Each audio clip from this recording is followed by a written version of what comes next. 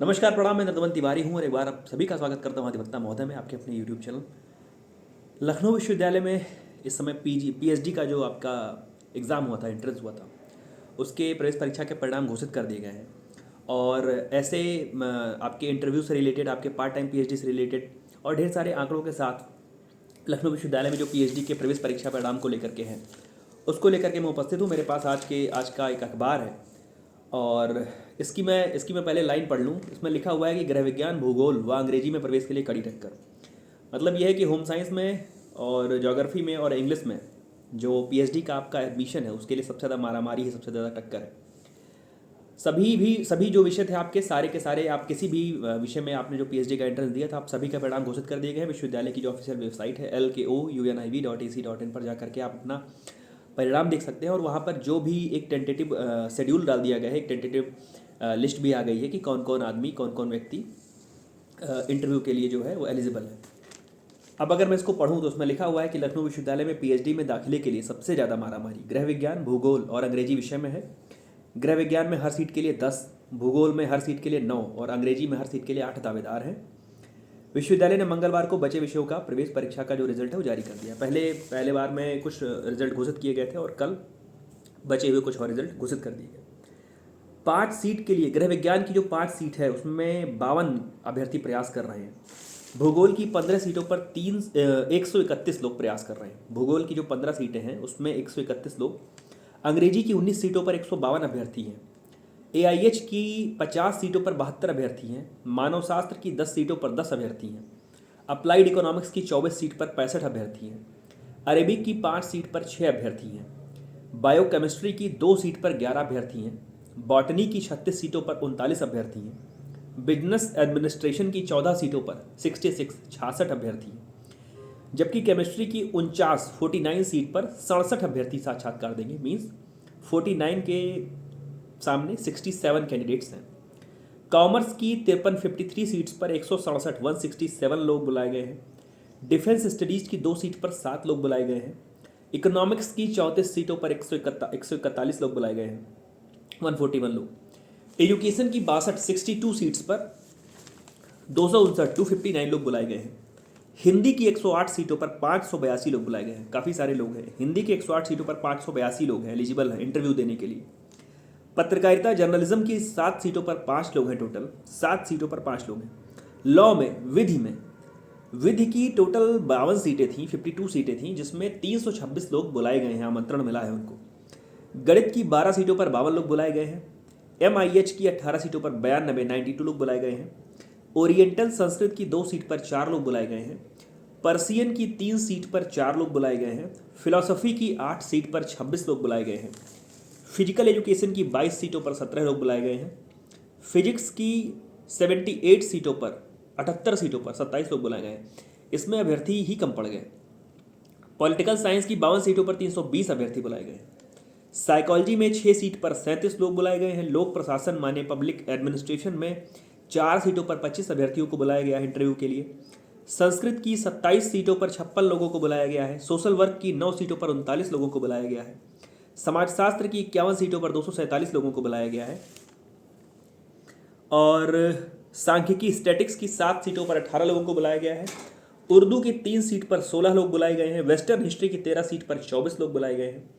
Zoology की 67 सीटों पर 59 लोग बुलाए गए हैं। और पब्लिक पॉलिसी एंड गवर्नेंस की 1 सीट पर 25 अभ्यर्थी साक्षात्कार देने वाले हैं। तो जैसा इसकी हेडलाइन है और जैसा इसमें पूरे आंकड़े में चीज़ समझ में आ रही है कि सबसे अधिक जो बड़ी टक्कर है वो गृह विज्ञान में है, भूगोल में और अंग्रेजी में है। लॉ के लिए जैसा मैंने बताया कि 52 सीटों पर 326 लोग बुलाए गए हैं। तो ये आपका जो कुल उत्तीर्ण हुए लोगों की संख्या है। अच्छा, आप सभी के मन में सवाल होगा कि नंबर कहाँ है। नंबर यहाँ पर घोषित ऐसे नहीं किए जाते हैं। जो एक टेंटेटिव आपके पास लिस्ट आई होगी और आपका एक शेड्यूल आया होगा, आपको उस लिस्ट के अनुसार अपना नाम देख करके, अगर आपका नाम उस लिस्ट में है तो आपको आपके जहाँ भी इंटरव्यू आपको बुलाया गया है वहाँ पर आपको पहुँचना है। बाद में जब आपका 70 नंबर का जो रिटन पेपर हुआ था और 30 नंबर का जो इंटरव्यू होगा, वो 70 और 30 का जब एक जोड़ तैयार होगा, जब उसका योग तैयार होगा, तो उसकी एक कंबाइंड मेरिट लिस्ट बनेगी। अभी उसके नंबर डिक्लेयर नहीं किए जाते। दूसरी चीज़ ये है कि जो आपका कुछ लोगों का जो शेड्यूल है इंटरव्यू का, वो भी आ गया है। इंग्लिश वालों का जो शेड्यूल है वो 13 मार्च का है। इंग्लिश का जो इंटरव्यू जिन लोगों का है वो 13 मार्च का है। भूगोल का इंटरव्यू 11 मार्च और 12 मार्च को है। भूगोल का 11 मार्च और 12 मार्च को है। पत्रकारिता यानी जर्नलिज्म का 12 मार्च को है। फिजिकल एजुकेशन का 9 मार्च को है। वेस्टर्न हिस्ट्री का 11 मार्च को है। उर्दू का 9 मार्च को है, 9 मार्च को। बायोकेमिस्ट्री का 13 मार्च को है। बॉटनी का 13 और 14 मार्च को है। केमिस्ट्री का 11, 12 और 13 मार्च को है। जूलॉजी का 13, 14 और 15 मार्च को है। मानव शास्त्र का, एंथ्रोपोलॉजी का 11 मार्च को है। गणित का 7 और 9 मार्च को है। सांख्यिकी यानी स्टैटिक्स का 11, सांख्यिकी का 14 मार्च को है, सॉरी। अप्लाइड इकोनॉमिक्स का 11 और 12 मार्च को है। और कॉमर्स का 9, 10, 11, 12, 4 दिन आपका इंटरव्यू है। अगर बात करें पार्ट टाइम पीएचडी की, तो पार्ट टाइम पीएचडी की जो पत्रकारिता की सीटें थी उसके लिए 12 मार्च को इंटरव्यू रखा गया है। पार्ट टाइम पीएचडी में वेस्टर्न हिस्ट्री की सीटों के लिए 9 मार्च को इंटरव्यू रखा गया है। पार्ट टाइम पीएचडी में बॉटनी के लिए 14 मार्च रखा गया है। पार्ट टाइम केमिस्ट्री के लिए 14 मार्च रखा गया है। पार्ट टाइम जूलॉजी के लिए 15 मार्च रखा गया है। पार्ट टाइम सांख्यिकी के लिए 14 मार्च को रखा गया है। पार्ट टाइम अप्लाइड इकोनॉमिक्स का 9 मार्च को रखा गया है। तो ये कुछ विषय हैं जिनके साक्षात्कार की तिथि घोषित कर दी गई है, जो मैं बता रहा हूँ। शेष विषय के जो साक्षात्कार की तिथि है जल्दी घोषित की जाएगी। दाखिले के लिए तो मारामारी है, और कुछ ऐसे विषय हैं जहाँ पर एक भी सफल अभ्यर्थी नहीं है। इसमें अरब कल्चर है, अरब कल्चर में भी कोई सफल नहीं हुआ। भाषा विज्ञान में, फ्रेंच में और पब्लिक हेल्थ में कोई भी सफल नहीं हुआ है। तो ये पूरा का पूरा डेटा है कि किस पाठ्यक्रम में, किस विधा में कितने लोग पास हुए हैं, और किसका से जो आपका साक्षात्कार की तिथि है वो कब है। साक्षात्कार के लिए क्या लाना है, कहाँ पहुँचना है, उसके लिए मैं आपको बताऊँ तो हमेशा से जो भी साक्षात्कार आपके पीएचडी के होते रहे हैं वो आपके खुद के विभाग में होते रहे हैं। जैसे लॉ का अगर साक्षात्कार आपका है तो लॉ में ही है, लॉ फैकल्टी में ही है। और लॉ फैकल्टी जो है वो न्यू कैंपस में है, नए कैंपस में है, जिसको सेकंड कैंपस बोलते हैं, सीतापुर रोड पर स्थित है, जानकीपुरम में। बाकी लगभग मीन्स जितने भी सारे साक्षात्कार हैं वो सभी आपके विभाग में है। हिंदी का है तो हिंदी विभाग में है, पत्रकारिता का है तो पत्रकारिता विभाग में है। और प्रयास ये करिएगा कि जिस दिन आपका इंटरव्यू रहे उस दिन आप हाई स्कूल से लेकर के high school, inter, UG, PG की अपनी सारी ओरिजिनल मार्कशीट, अपने सारे ओरिजिनल सर्टिफिकेट, और अगर आपको आपके पीजी वाली जगह से आपको आपका character certificate, transfer certificate, migration जो भी कुछ मिल गया हो तो उसको अगर आप साथ लाएंगे तो भी आपके लिए बेहतर होगा। जो भी रिजर्वेशन अगर आपने क्लेम किया था, खैर आपके एग्ज़ाम के ही दिन आपका रिजर्वेशन जो आपने क्लेम किया है उसके लिए आपको उसके सर्टिफिकेशन के लिए आपको बोला गया होगा कि उसी दिन आपको उसको वेरीफाई करा लीजिए, सर्टिफाई करा लीजिए। लेकिन अगर आप उसको यहाँ पर लेकर के आएंगे तो भी आपके लिए बेहतर है। सबसे बड़ी चीज़ जो है, रिसर्च प्रपोजल लेकर के आपको आना है। रिसर्च प्रपोजल को लेकर के मेरे इसी चैनल पर पुराने वीडियोज़ हैं, आप एक बार उसको भी देखिएगा। और मैं प्रयास करूँगा कि रिसर्च प्रपोजल कैसे बनाना है उसको भी एक वीडियो के माध्यम से समझा दूँ। तो बस अभी मैं एक राय केवल इतनी सी दूंगा रिसर्च प्रपोजल के लिए, क्योंकि समय बहुत कम है, कि रिसर्च प्रपोजल आप ऐसा बना करके लेके आइए जो बिल्कुल यूनिक हो, अनोखा हो, अनूठा हो, अतरंगी ना हो।